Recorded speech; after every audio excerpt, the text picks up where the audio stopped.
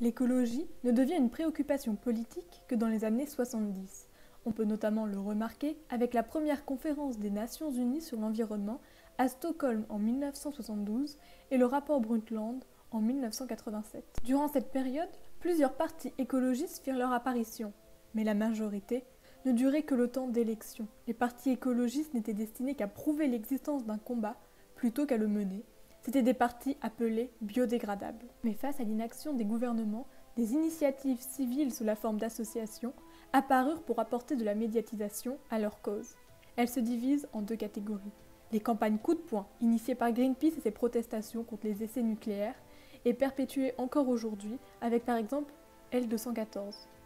D'autres, à l'image de WWF, font des campagnes de sensibilisation. Toujours modérées, des journaux en faveur de la cause environnementale sont apparus. Pour attirer un peu plus l'attention, des célébrités se sont associées aux associations pour la préservation de l'environnement. Marion Cotillard avec Greenpeace, Leonardo DiCaprio avec sa propre fondation et tant d'autres. Devant le manque de réaction des gouvernements et institutions internationales, des mobilisations se sont faites. Greta Thunberg, malgré les critiques faites à son égard, a su provoquer des millions de manifestations de jeunes dans le monde pour les marches du climat. Avec l'affaire du siècle, des célébrités de tous milieux se sont mobilisées, usant de leur influence pour appeler un changement et une prise de conscience du gouvernement face à l'urgence climatique. Les appels à la mobilisation, à l'action et la réaction se succèdent, mais rien ne semble fonctionner.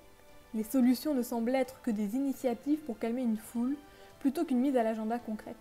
La Convention citoyenne pour le climat est un triste résumé d'efforts brassant du vent, de bonnes intentions inutiles et d'énergie gaspillée.